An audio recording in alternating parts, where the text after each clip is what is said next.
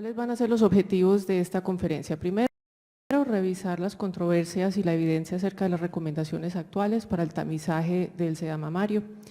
Esta conferencia generalmente la doy en 1 hora, entonces para poder reducirla vamos a dedicarnos a 4 puntos de las controversias, que es a qué edad se comienza, a qué intervalo se debe hacer, a qué edad se termina, y hablar un poquitico sobre el sobrediagnóstico y el sobretratamiento. Entonces, ¿cuáles son los hechos? Ustedes todos los conocen, ¿no? Sabemos que en los Estados Unidos, ¿por qué no? Aquí. El cáncer de mayor incidencia en las mujeres es el de seno, de lejos, 30%, seguido únicamente por el de pulmón. Esto hay que bajarlo de aquí.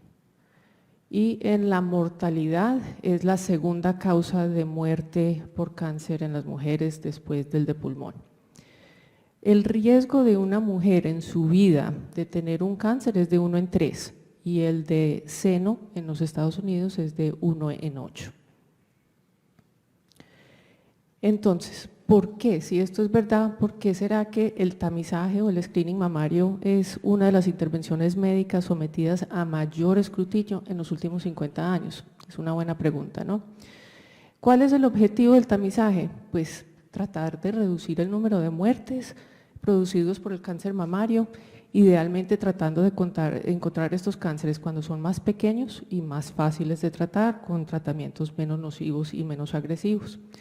Los estudios randomizados, ya me regañaron por allí que debía haber dicho aleatorio, perdón doctor González, mi profesor, es reducir la mortalidad, y eso es lo que han mostrado los estudios, que se reduce la mortalidad en una forma estadísticamente significativa aún empezando a los 40 años.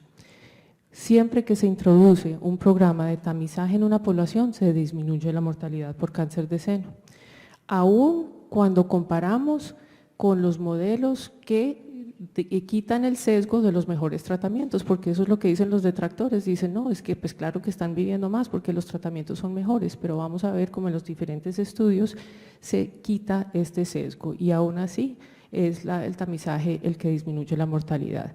Vemos aquí lo que ha sucedido en los Estados Unidos con la curvita rosada en cuanto a mortalidad desde que se introdujo el tamizaje mamario, más o menos a finales de los 70, principios de los 80, con una reducción de mortalidad del 36%.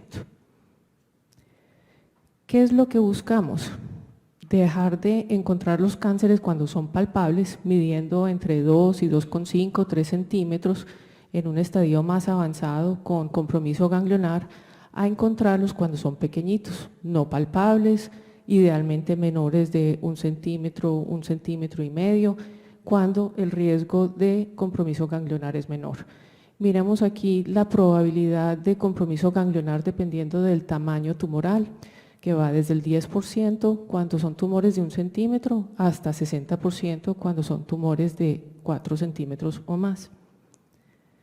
Y miremos lo que sucede en cuanto a la sobrevida a 5 años dependiendo del estadiaje tumoral, con una sobrevida tan buena como 98 a 100% en un estadio 1 a sobrevidas peores de 66, a veces hay algunos que responden muy bien, 98% en estadios 3.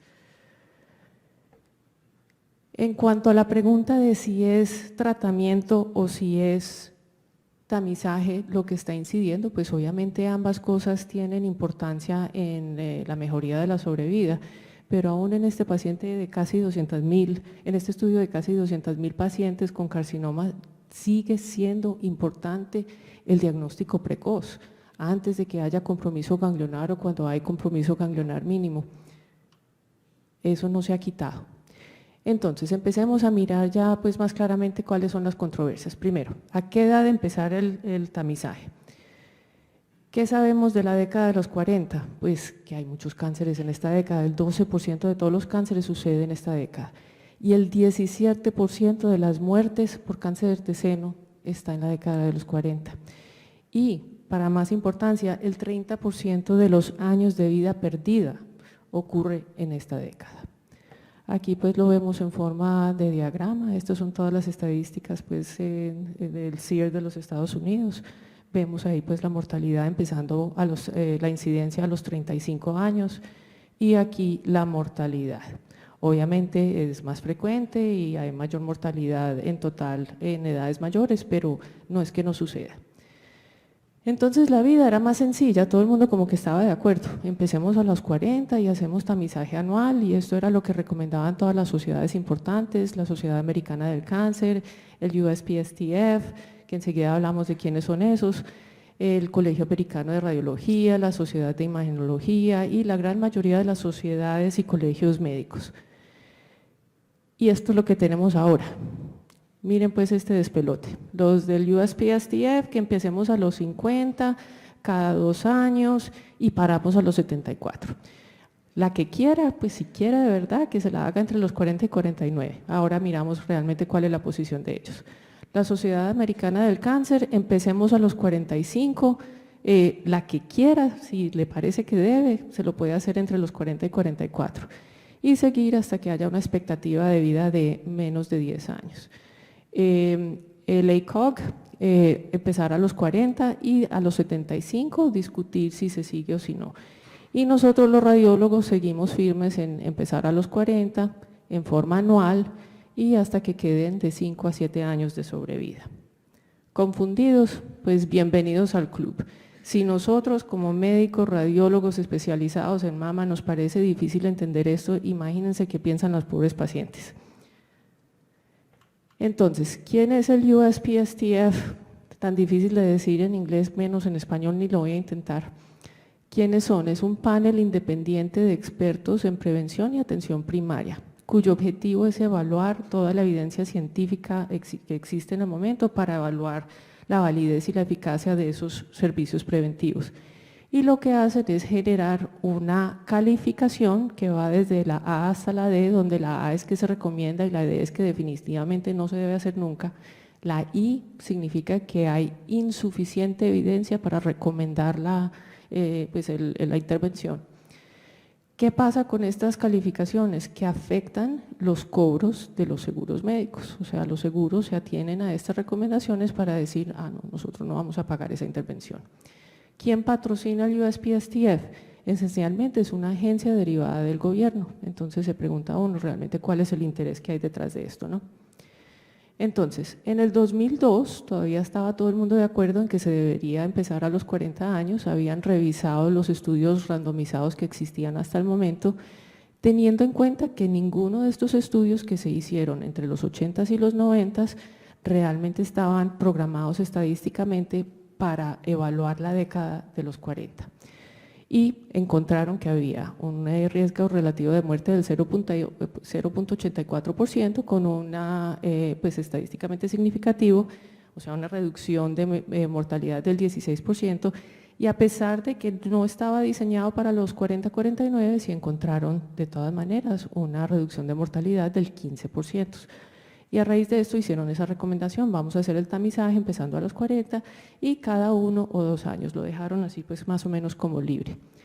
En el 2009 se dedicaron a responder específicamente la pregunta de la década de los 40 y entonces se devolvieron a dos de los 8 estudios que fueron los que mejor se enfocaron en esta pregunta. Y además de eso hicieron unos modelos matemáticos que se llaman los CISNET, que también es un acrónimo para una cosa muy larga, con lo cual trataron de extrapolar matemáticamente cuáles esquemas de tamizaje iban a ser los más eficientes, y miren que pongo entre comillas eficientes, ¿no? Para entender los estudios randomizados hay que entender que ellos hablan de la invitación a hacer tamizaje. ¿Y por qué es importante esto? O sea, ellos tratan de eliminar el sesgo de autoselección. ¿Quién es la que se pone de voluntaria para ir a una cosa de preventiva? Pues generalmente las pacientes que son tienen más conocimiento sobre su salud, se quieren cuidar, se quieren proteger. Entonces eso es un sesgo porque igualmente van a tener estilos de vida posiblemente más saludables, etcétera. Entonces la manera como eliminan esto es, nosotros invitamos a 1000 mujeres a que vengan a hacerse el tamizaje y hacemos toda la evaluación estadística sobre las mujeres invitadas. ¿Cuál es el problema? Que no todas las mujeres aparecen. Entonces, de todas maneras, todas estas estadísticas están basadas en esa variable. Entonces, ¿cuáles fueron los dos estudios que miraron? Uno británico, que era el de el Age Trial, donde específicamente invitaron a las mujeres entre 39 y 41 años a hacerse mamografía anual análoga, acuérdense pues que estamos hablando de mamografía análoga hasta los 48. Y habían habido unas actualizaciones de otro de los estudios de Gothenburg, que eran de los suecos. ¿Qué encontraron en el británico? Que de todas las mujeres que invitaron, solamente el 41% realmente acudieron a todas las rondas. Imagínense, menos de la mitad. Y a pesar de eso, cuando hicieron las evaluaciones estadísticas, encontraron que había una reducción de mortalidad del 17%. El problema es, miren estos intervalos de confianza, la fortaleza estadística un poquito limitada. Y cuando ya se hizo la evaluación de las mujeres que realmente acudieron al tamizaje, fue muchísimo mejor la reducción de mortalidad del 24%, pero eso pues sí no lo publican, solamente las de las invitadas. ¿Cuáles eran las limitaciones de esta prueba, que era la más grande? Pues primero la tecnología, acuérdense lo que era la tecnología mamaria en los 80s y 90s. Solamente la primera ronda incluía 4 proyecciones mamográficas craniocaudales, pues las craniocaudales y las mediolaterales oblicuas. De ahí en adelante solamente hacían mediolaterales oblicuas. Tenían una capacidad de biopsia muy limitada en el momento, de hecho las calcificaciones no las biopsiaban, y la sensibilidad mamográfica se reportó del 41%. Imagínense donde uno presentara pues un programa de tamizaje con una sensibilidad del 41%. Miremos aquí en este diagrama lo que es cuando miraron a los 8 estudios randomizados para ver cómo se comportaban en la década de los 39 a 49 años, y vemos la gran mayoría muestran beneficio. Solamente hubo uno que fue uno de los de Estocolmo que no.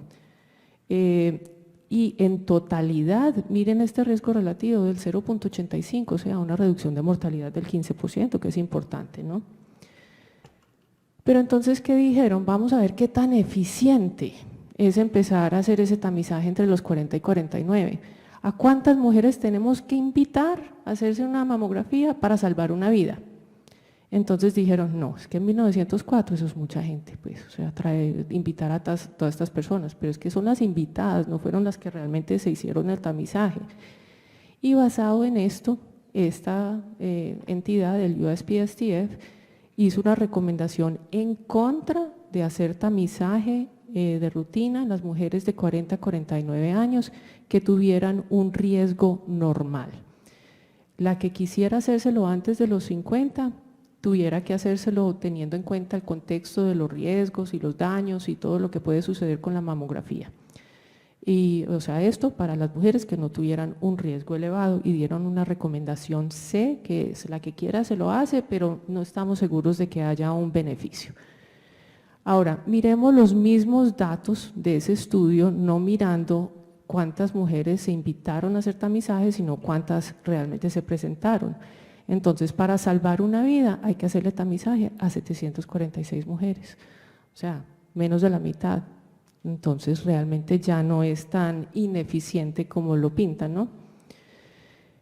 ¿Qué no revisaron cuando sacaron estas conclusiones? Pues primero, no miraron los estudios observacionales que existen, no miraron los estudios que muestran lo que sucede cuando se introduce el tamizaje en las poblaciones, y no hicieron o no revisaron estudios randomizados con tecnología mamográfica mejor. ¿Por qué? Porque ya simplemente no sería ético hacer un estudio randomizado con la tecnología que sabemos ahora, que tenemos ahora. Pero miremos algo de los observacionales y los programas de salud nacionales que dieron a estudios muy importantes. Este es el de los canadienses en la Colombia Británica.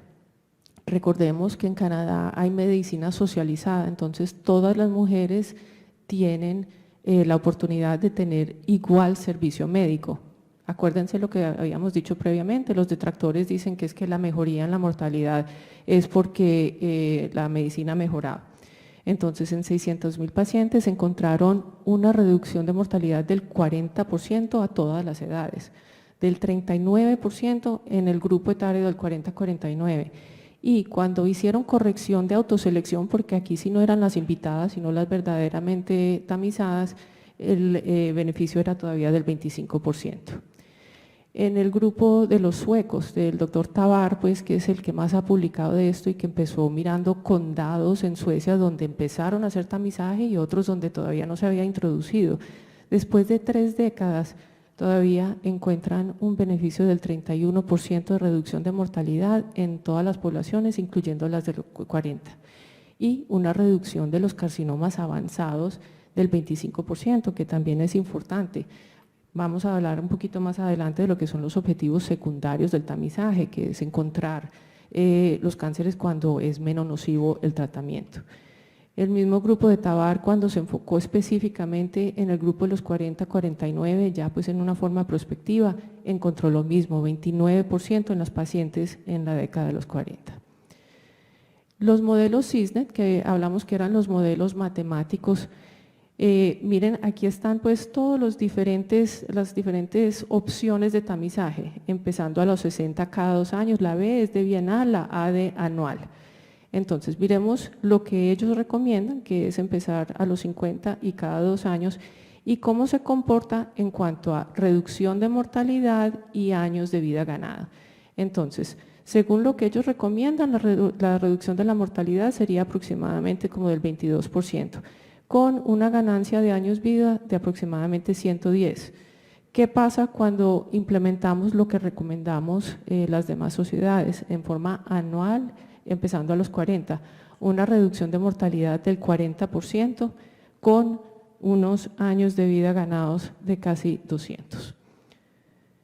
Entonces, en la misma pronunciación que hizo el USPSTF, cuando dijeron no se la hagan entre los 40 y los 49, dijeron, si el objetivo es reducir la mortalidad en forma eficiente, el tamizaje debe ser de forma bienal, empezando a los 50.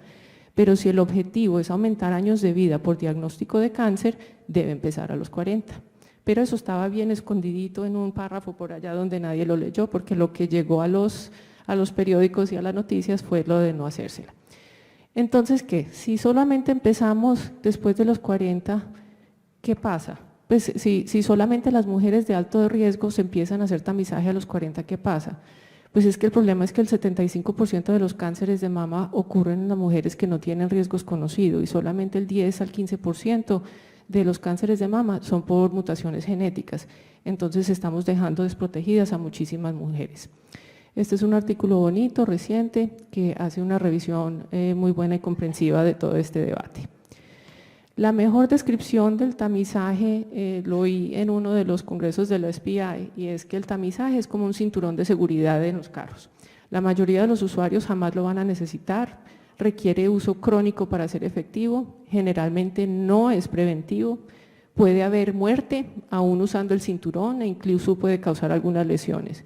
Y su uso no debe limitarse a los hombres adolescentes de alto riesgo. Controversia número 2, ¿a qué intervalo? Entonces, miremos lo que sucede en diferencia de vidas salvadas por 1000 mujeres cuando pasamos de bienal, o sea, cada 2 años, a anual. Aumenta significativamente el porcentaje de vidas salvadas. Miren esto, y la década que más se beneficia es la década de las 40. ¿Cuál es el riesgo de que un tumor no palpable con ganglios negativos se disemine a los ganglios en un año dependiendo de la edad? Miren lo que está ahí, o sea, entre la década de los 40 y 49 tiene un riesgo mucho mayor. O sea que el beneficio mayor del tamizaje anual se da en las mujeres jóvenes premenopáusicas, sabemos que tienden a tener los carcinomas más agresivos y de crecimiento más rápido. Nuevamente los modelos CISNET, miren nuevamente por si se les olvidó, el beneficio muchísimo mayor empezando a los 40 y en forma anual. Controversia número 3, ¿hasta qué edad? Esta es una muy buena pregunta que la revisamos mucho con los residentes. ¿Cuál fue el problema? Que ninguno de esos estudios randomizados realmente incluyó a las mujeres mayores de 74. Hubo solamente uno de los estudios, que fue el de los suecos, que no lo incluyeron en el metaanálisis y que no tuvo suficiente validez estadística porque no había suficientes pacientes incluidas. Y por esto el USPSTF concluyó que no había evidencia suficiente y por eso ellos recomiendan parar a esa edad. Pero ¿cuál es la realidad? El promedio de expectativa de vida a los 80 años en los Estados Unidos es todavía de 8.6 años. Una de cada mujer mayor de 65 años va a vivir hasta los 90 y una de cada 10, las más aliviaditas, van a superar los 95. El grupo etario de las centenarias en los Estados Unidos es el de mayor crecimiento y uno de cada 5 cánceres de seno se diagnostican en las mujeres mayores de 70 años. ¿Cuál es la ventaja? En términos generales tienen senos menos densos y va a haber un diagnóstico mamográfico más certero. Cuando uno mira ya pues lo que hay de publicaciones observacionales, pues realmente ya retrospectivas, se ve que las mujeres que son diagnosticadas por medios mamográficos, pues por tamizaje y no clínico, les va mucho mejor. Tienen menos probabilidad de terminar en una mastectomía y de quimioterapia y tienen una mejor sobrevida específica por cáncer de mama a 5 años. Lo que sí sabemos es que ya hay menos beneficio de años de vida ganados. Obviamente, pues mientras menos tiempo hay para vivir, menos ganancia hay. Y cae pues dramáticamente después de los 80. El otro punto es que, ¿cuál es el beneficio, como quien dice, protector de una mamografía negativa? Si usted tiene una mamografía negativa, lo más seguro es que en 5 a 7 años no se va a morir de cáncer de seno. Y esto es lo que tenemos que tener en cuenta cuando decimos hasta qué edad vamos a hacer el tamizaje. Entonces el beneficio obviamente va a depender de las comorbilidades y de la calidad de vida de la paciente. No es lo mismo una mujer de 75 años que ha tenido infartos, que está en silla de ruedas, que tiene una falla renal, que la de 75 años que vemos ahora que parece de 50. Entonces todas estas son cosas muy importantes. Y tener en cuenta esa expectativa, o sea, cuántos años le faltan en un cálculo normal. Pero lo más importante que hay que hablar con estas mujeres es, bueno, y si yo le encuentro algo, usted se va a tratar. Yo cuando doy esta conferencia siempre doy el ejemplo que tuve pues muy empezando en los Estados Unidos de una señora de 85 años que le encontré unas calcificaciones y le dije, pues las tenemos que biopsiar y me dijo, ay no, mi hijo es médico y mi hijo me dijo que no me dejara tocar, que no me dejara hacer nada. Entonces le dije yo, pues entonces dígale a su hijo que no la mande a hacerse la mamografía, ¿sí o no? O sea, no busque lo que no quiere encontrar. Entonces esa es la pregunta, eso es lo más importante que hay que hablar con estas señoras. Y desafortunadamente es un tema que los médicos primarios no están hablando con sus pacientes, sino que de rutina siguen y siguen y siguen. Y entonces nos toca a nosotros tener la discusión, pues que es muy complicada. Entonces, volvamos pues a la gráfica complicada y concentrémonos en la recomendación nuestra, la del Colegio Americano de Radiología, de la Sociedad de Imágenes y de la gran mayoría de los colegios médicos, que es empezar a los 40 años, terminando en forma anual, terminando con una expectativa de 5 a 7 años. Controversia número 4, el sobrediagnóstico y el sobretratamiento, muy hablado. ¿Qué es el sobrediagnóstico? Encontrar un cáncer que no va a ser letal.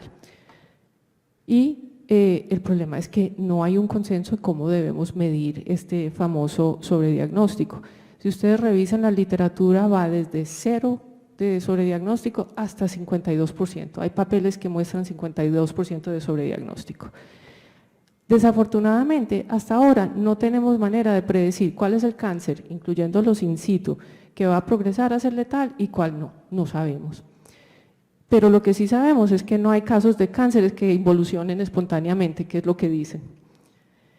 Entonces, ¿cómo habría que medir realmente el sobrediagnóstico? Tendría que ser un estudio randomizado con 2 cohortes de igual riesgo, que no vaya a ser que, como pasó en uno de los estudios neoyorquinos, que en el grupo de tamizaje incluyeron las mujeres con lesiones palpables más avanzadas, hacer un punto de corte en el cual termina el tamizaje mamográfico. Hay que dejar un tiempo de aproximadamente 20 años para que los cánceres no diagnosticados todos logren salir y luego mirar realmente cómo cambia la sobrevida y el proceso de sobrediagnóstico en un grupo y en el otro. Y no puede haber contaminación, no puede ser que la que empezó en el grupo de no tamizaje se cambie de opinión y se vaya para el otro lado. El estudio que más se ha acercado a eso fue el de los suecos. Y ellos en su evaluación encontraron que obviamente a los 5 años había más cánceres en el grupo de tamizaje, pues estaban encontrando los cánceres muy chiquitos. A los 15 años fue del 4% y a los 29 años del 0%, pero ya vimos cuál fue el beneficio de sobrevida en ese grupo, 31%. ¿Okay? Entonces, ¿cuál es el problema nuestro? Mira que sí les puse unas imágenes. Son capaces de predecir cuál de las dos es un cáncer importante y cuál de los dos no. Pues son cambios fibroquísticos normales y esto es un carcinoma invasivo de alto grado, ER-PR positivo, ER2 positivo. ¿Okay? Y de estas dos, ¿cuál es el cáncer y cuál no? Pues este es un tumor granular, que es una lesión localmente, pues que hay que sacarlos, pero eso pues no es una cosa importante, y un tumor de alto grado triple negativo. Nosotros no sabemos la diferencia. El sobretratamiento es cuando se van a tratar cánceres que jamás habrían sido letales, o el tratamiento de pacientes que se van a morir antes de algo más. Eso no lo podemos decidir nosotros. Afortunadamente hay genes ya que nos van a ayudar a tomar esas decisiones y como habló en una conferencia excelente del doctor Rodríguez, o sea, los biomarcadores por imágenes puede que en el futuro nos ayuden a llegar a tomar esa decisión. Pero recordemos el objetivo secundario del tamizaje, que es disminuir el sufrimiento y el costo de las enfermedades avanzadas. A mí me dijo un día uno de los jefes de oncología del hospital, ay, pero es que estamos haciendo quimioterapias tan buenas y tan efectivas, ¿para qué? ¿Para qué vamos a hacer tamizaje? Pregúntele eso a una paciente a ver qué dice, ¿no? Entonces, pregunte cuánto es el tiempo laboral perdido de estas pacientes, especialmente esas pacientes jóvenes. El futuro, ojalá tengamos medidas más pequeñas, la crioablación, la radiación intraquirúrgica que ya se está haciendo en algunos casos y pues idealmente llegaremos a predecir cuáles son las pacientes que no necesitan ningún tipo de tratamiento. Y pues van a ver el tema, pues el tema de conversación de todos los congresos médicos es la medicina personalizada. Idealmente llegaremos a un punto donde vamos a hacer el tamizaje personalizado basado en los riesgos individuales de la paciente. Vamos a repetir esto varias veces, el Colegio Americano de Radiología está recomendando que toda mujer a los 30 años se haga una evaluación de factores de riesgo, precisamente para definir si hay que hacer un programa de tamizaje individualizado. Mirar sus modelos de riesgo, la evaluación genómica, sanguínea, la densidad, la textura, todas estas cosas que sabemos que pueden hacer riesgo mayor. Y la inteligencia artificial sabemos pues que va a traer promesas de eficiencia y de ayuda a identificar estas pacientes. Entonces, ¿cuál es la conclusión? La mamografía definitivamente no es perfecta, pero es lo único que tenemos hasta el momento y es lo único, ella solita, análoga, ha comprobado que aumenta la sobrevida. Y por lo pronto no tenemos una alternativa mejor, esperamos que la tomosíntesis, que la mamografía contrastada, que la resonancia abreviada, que todas estas sean cosas que en el futuro nos puedan ayudar a ser más eficientes. Pero hasta el momento es la opción que tenemos. Cuando miramos estas estrategias tenemos que mirar la efectividad basada en el individual y en la sociedad. Y obviamente cada sociedad, debido a sus recursos y teniendo en cuenta eso, tiene que tomar la decisión de cuál es el método y el programa y el esquema que les sirve. Y por último les dejo pues este artículo muy reciente con una evaluación muy buena de todas las los modelos de tamizaje para todos los tipos de riesgo. Muchísimas gracias.